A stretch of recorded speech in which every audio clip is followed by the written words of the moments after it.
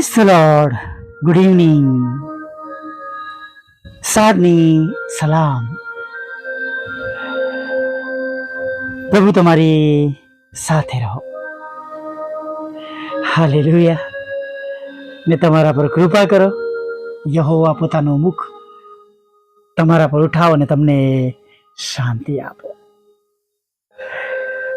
ઘરનામાં આશીર્વાદ લખવામાં આવે છે ને, અને પ્રેમ પિત્તર કહે છે કે આપણે આશીર્વાદના બાળકો છે અને માટે આપણે એકબીજાને આશીર્વાદ જ આપીએ. હાલેલુયા. Praise the lord.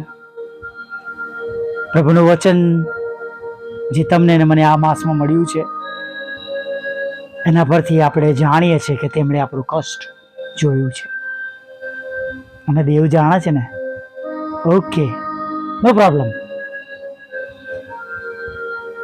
યોગ્ય સમયે બધું જ કષ્ટ દૂર થઈ જશે એ વિશ્વાસ રાખજો.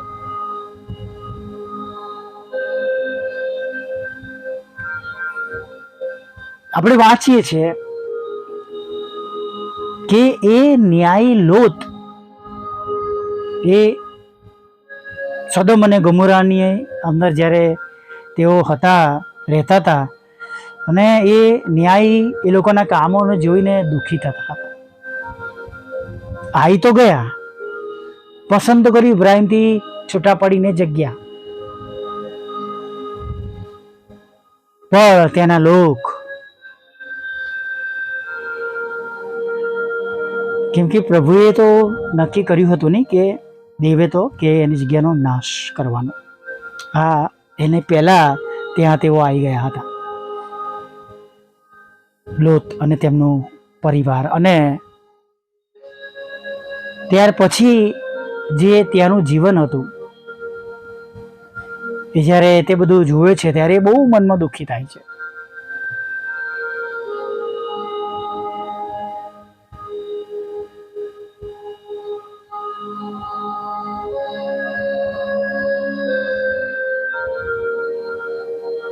રોજની પ્રાર્થનાની જેમ નહીં, કોઈક બાબતને માટે સ્પેસિફિક આપણા મનમાં દુઃખ હોય કે પ્રાર્થના હોય તો પ્રભુ સાંભળે છે. નવા કરારમાં ફનુએલની દીકરી હાન્ના અને સિમિયોનની વાતમાંથી આપણે જાણીએ છીએ 84 વર્ષથી વિધવા રાત દિવસ મંદિરમાં પ્રાર્થના કરતી હતી અને ઇઝરાયેલના કલ્યાણને માટે એ રાહ જોતી હતી. સિમિયોન ઈશ્વરના દેવના પુત્રને તારણહારને જોઈને પછી કે હવે મને શાંતિએ જવા દે. યરુશલેમની શાંતિ તેઓ ચાહતા હતા.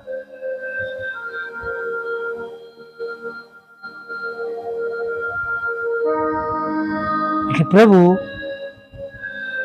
આપણું સાંભળે છે, આપણા દુઃખોમાં, આપણી તકલીફમાં.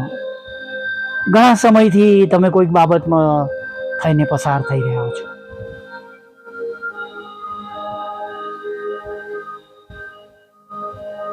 પ્રભુ છોડાવશે, પણ એના કારણો ઘણા હોય છે. કાં તો તમે હવે એ માર્ગ પર નથી કે જે અગાઉ તમને આશીર્વાદ આપતા હતા, અથવા હવે એ સંગતો નથી, એ સ્તુતિ આરાધના નથી, એ પ્રાર્થનાઓ નથી, હવે એવું જીવન નથી કે પહેલા તમે જે પ્રમાણે પ્રભુને મળવાને માટે જતા હતા, જે સ્વાર્પણ હતું, અથવા પહેલાની પ્રમાણે જે પ્રમાણે પ્રભુએ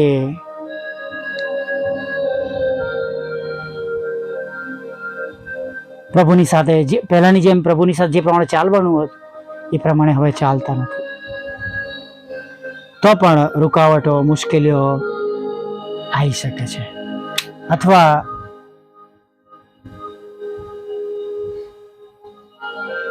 એવા સમયોમાં પણ કે જ્યારે આપણે કોરોના જોયો અને અત્યારે પણ એક ભયંકર વાતાવરણ ચાલી રહ્યું છે નહીં, યુદ્ધના કારણે ઘણી બધી મુશ્કેલીઓ નડી રહી છે. પણ પ્રભુ જાણે છે, એથી વિશેષ પણ સતાવણીઓમાં થઈને પ્રભુના લોકો પસાર થઈ રહ્યા છે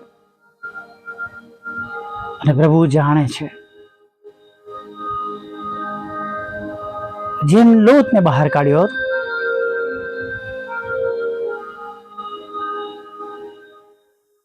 સદમ ગમોરાનો નાશ થયો આપણે જાણીએ છીએ અગ્નિને ગંધક દ્વારા. આપણે એ વિશ્વાસ કરીએ કે પ્રભુની પાસે છુટકારો છે આપણા દુઃખ અને તકલીફમાંથી.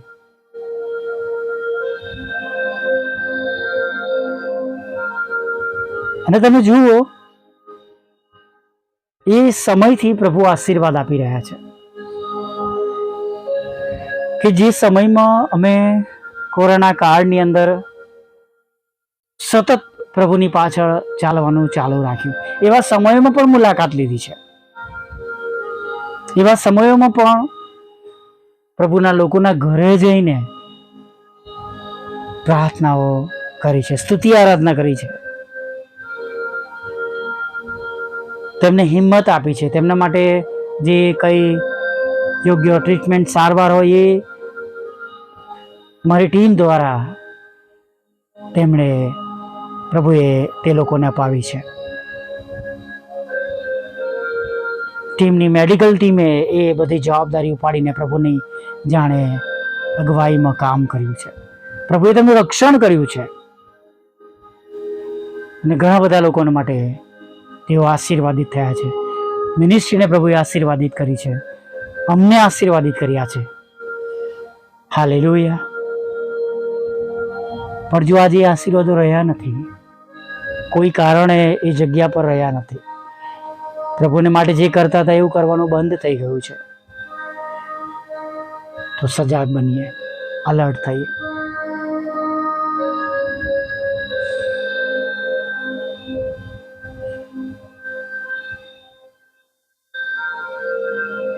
આશીર્વાદો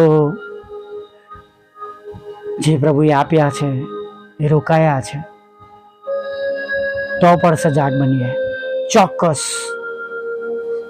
ભૂલોના કારણે પણ હોય અને પ્રભુના નજર આગળથી એમની દેખરેખ હેઠળ અથવા નાની પરીક્ષાઓમાંથી થઈને પણ તમે કહું પસાર થતા હોય. આપણે જાણતા નથી પણ દરેક સંજોગોમાં આપણે પ્રભુને વિશ્વાસ હોય, પાછા ફરીએ, વધારે મજબૂત બનીએ, આપણા જીવનો તરફ લક્ષ્ય રાખીએ, દ્રષ્ટિ રાખીએ, શોધી કાઢીએ એના કારણો આપણા જીવનની અંદર. સતત પ્રાર્થનામાં રહીએ, પ્રભુ ખચિત મદદ કરશે.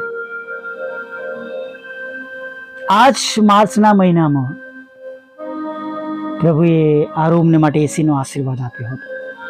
2 વર્ષ સુધી અમે પંખામાં બેઠા હતા, પસીનેથી લોથપોથ થાય. બહેનો જ્યારે વચન આપે આ રૂમની અંદર પસીનો પસીનો થઈ જાય. નિશી સાથે જ્યારે રેકોર્ડિંગ ચાલતું હોય, ગીત ગાતી હોય, પસીનો પસીનો થઈ જાય. પંખો પણ બંધ કરવો પડે કે રેકોર્ડિંગમાં અવાજ ના આવે. અમારી પાસે શક્તિ ન હતી, પણ પ્રભુ અમારું કષ્ટ જાણતા હતા. 7 સમુદ્રની પાર પ્રભુએ વિદેશમાંથી એ બાબતને પૂરી પાડી. હાલેલુયા. આજે પણ એ જ પ્રભુ છે અને આવા જ આશીર્વાદો આ માસમાં પ્રભુએ ગજબના આપ્યા છે. હાલેલુયા. શક્તિ બહારનું ઓર્ગન, શક્તિ બહારની સોલાર સિસ્ટમ, હાલેલુયા, જે જરૂરી છે ઈશ્વરની સેવા માટે, પ્રભુએ હંમેશા સગડું પૂરું પાડ્યું છે. ચોક્કસ તેમની પાછળ ચાલવા દ્વારા, તેમની પાછળ ચાલવા દ્વારા, સતત તેમની સાથે જોડાયેલા દ્વારા. અને આજે હમણાં અત્યારે પણ એ જ પ્રભુ છે. જો ચૂકી ગયા હો, કોઈક રસ્તા પર ચાલ્યા ગયા હોય, કંઈક એવા વિઘ્ન હોય, જગતની બાબતો આવી હોય, એકબીજા પ્રત્યે મનો ઉઠી ગયા હોય, તો પ્રભુ આજે બધું સીધું કરવાને માટે તક આપે છે. આવી નાની પ્રાર્થના સાથે આગળ વધીએ. ભલા પ્રભુ, અમે સ્તુતિ કરીએ છીએ ને તમારો પુષ્કળ આભાર માનીએ છીએ કે ફરીને એક વાર પ્રભુ આ સુંદર સમય તમે અમને આપ્યો. દિવસના બધા કલાકોમાં તમે મારી સાથે હતા અને પ્રભુ સાંજના સમય તરફ તમે અમને આગળ વધારી રહ્યા છો. ત્યારે પ્રભુ અમે તમારી સ્તુતિ કરીએ છીએ, તમારો આભાર માનીએ છીએ પ્રભુ. અને પ્રભુ અમે પાછલા સમય તરફ દ્રષ્ટિ કરીએ છીએ કે તમે અમને કેવા આશીર્વાદિત કર્યા છે. અને પ્રભુ, જો એ આશીર્વાદનો સ્ત્રોત અમારા જીવનમાં બંધ થયો છે, તમારી ઈચ્છા મુજબ છે, તો પ્રભુ તમને મહિમા મળો. પણ જો અમારી ભૂલો છે કે અમે બદલાઈ ગયા છે, તો પ્રભુ અમારા પર તમારી કૃપા થવા દો. અમને ફરીથી એ જ તમારા વિશ્વાસુ બાળકો બનાવો, તમારું ભજન કરનારા, તમારા ભજનીકો બનાવો, તમારી આરાધના કરનારા, તમારી સ્તુતિ કરનારા, તમારી પાછળ ચાલનારા, તમારું કામ કરનારા, તમને શોધનારા, ફરીને એકવાર તમારા એ બાળકો બનાવો પ્રભુ. એવું થવા દો પ્રભુ. અમને મોકલો પ્રભુ. અમે છે અહીંયા જ છે પ્રભુ, તમારી આગળ છે પ્રભુ. તમે આજે જેની સાથે વાત કરવા માંગો છો પ્રભુ, તમે બોલો. જેમ સમુએલે કહ્યું કે બોલ યહોવા, તારા સેવક સાંભળે છે, તારો સેવક સાંભળે છે. પ્રભુ અમે અમારી આ પ્રાર્થના દ્વારા કહીએ છીએ, બોલો પ્રભુ, બોલો દેવ, બોલો કૃપાળુ પ્રભુ. અમે સાંભળીએ છીએ. તમારી ઈચ્છા પ્રમાણે તમે મોકલો, અમારો ઉપયોગ કરો, અમને વાપરો. અમારી ભૂલોને ક્ષમા કરો. જે બાબતો અમારે કરવી જોઈએ પણ હવે નથી કરતા, નથી રહી, અમારા જીવનમાં અમને માફ કરો. અને ફરીથી પ્રભુ એ સમય તમે પાછો આપી શકો છો પ્રભુ, કેમ કે તમે એવા ઈશ્વર છો કે જેમને બધું જ શક્ય છે. હા પ્રભુ, સારાને જોઈને કોઈ જાણતું નહોતું કે ઘરપણમાં બાળકનો આશીર્વાદ પ્રાપ્ત કરશે. એલિઝાબેથના જીવનની અંદર પ્રભુ પિતા, એ દિવસોમાં કે જ્યારે બાળક મળવું મુશ્કેલ હોય, એવા સમયમાં પ્રભુ તમે બાળકનો આશીર્વાદ આપ્યો. અને પ્રભુ, અમે જાણીએ છીએ કે તમે આજે પણ એ જ ઈશ્વર છો, જેમણે પોતાના લોકને માટે સમુદ્રમાંથી રસ્તો કર્યો. આજે પણ એ જ ઈશ્વર છે કે જે અમારા માટે, અમારા દુઃખોમાંથી અમને રસ્તો કરી આપી શકે છે, અમારા પાપોની ક્ષમા કરીને અમને ફરીથી આગળ વધારી શકે છે. પ્રભુ, જે કંઈ ભૂલ હોય, વિચારો, વાણી દ્વારા, વર્તન દ્વારા, અભિમાન દ્વારા પ્રભુ પિતા, કે કોઈક પ્રકારની એવી બાબતો જે તમારી દ્રષ્ટિમાં ગંભીર બની ગઈ છે, એના દ્વારા પ્રભુ અમને ક્ષમા કરો. એ બાબતો અમારામાંથી દૂર કરો પ્રભુ, માફ કરો. અને ફરીવાર પ્રભુ અમે ફળ આપનારા બની જઈએ એવું થવા દો. કેવળ પ્રભુ પ્રભુ કહેનારા નહીં, પણ તમારી વાતો પાડનારા અને તમારી પાછળ ચાલનારા બની જાય એવું થવા દો પ્રભુ. પ્રચારની સાથે પ્રભુ, જો અંગત રીતે અમારી ઓડીમાં બેસીને પ્રાર્થના કરવાનું જો અમે બંધ કરી દીધું હોય, તો પ્રભુ અમારી ઓડીઓમાં પ્રાર્થના કરતા પણ પ્રભુ અમને ફરીને એકવાર પ્રભુ તમે બનાવી દો. જે મેં દાણીએ પ્રભુ પોતાને નમ્ર કર્યો, એમ પ્રભુ અમને નમ્ર બનાવો અને સર્વ અભિમાન દૂર કરો પ્રભુ. જેઓ સાંભળે છે પ્રભુ, વિશ્વાસ કરે છે, તેમને આશીર્વાદ આપજો પ્રભુ. માદાઓને સાજા કરજો, દુઃખી લોકોના આંખના આંસુઓને તમે આનંદમાં બદલી નાખજો, લડાઈ ઝઘડાઓને શાંત કરજો, કારાવાસમાંથી પ્રભુ તમે બહાર લાવજો પ્રભુ પિતા. તમારા બાળકોના રોજગારને, નોકરી ધંધાને આશીર્વાદિત કરજો પ્રભુ. લગ્નનો આશીર્વાદ આપજો, બાળક ધનનો આશીર્વાદ આપજો, વિદેશ દોરી જજો પ્રભુ પિતા. અને જુદી જુદી પરીક્ષામાં પાસ કરજો પ્રભુ. તમારી સેવિકાના ખેતરમાંથી એક કડવા નામો નાશ પામે પ્રભુ, અને પ્રભુ તેને ખેતરનો કબજો તેમને પ્રાપ્ત થાય એવું થવા દેજો પ્રભુ પિતા. હા પરમેશ્વર પિતા, પ્રભુ પિતા, જેમણે પરમેશ્વર પિતા નોકરી ગુમાવી છે, તેમને બીજી સારી જોબ આપજો પ્રભુ પિતા. જે 2 મકાનો વેચવાના છે પ્રભુ, અમે જાણતા નથી એની પાછળ શું કારણ છે. કોઈ માણસની પ્રભુ કોઈ યોજનાઓ છે પ્રભુ પિતા, કે પ્રભુ કોઈક એવી બાબત છે પ્રભુ જે એના માટે રૂકાવટરૂપ છે પ્રભુ. ઈસુના નામમાં એ બંને મકાનો પાછળથી નીકળી જાય, બંને મકાનો વેચાય પ્રભુ પિતા. તમને મહિમા મળે એવું તમે થવા. તમારી સેવકાના એક ખેતરો વેચાય, તમારા સેવકનું ખેતર વેચાય, અને પ્રભુ મકાન વેચાય એવું તમે થવા દેજો પ્રભુ. લોનનો આશીર્વાદ આપજો, નાણાંનો આશીર્વાદ આપજો પ્રભુ.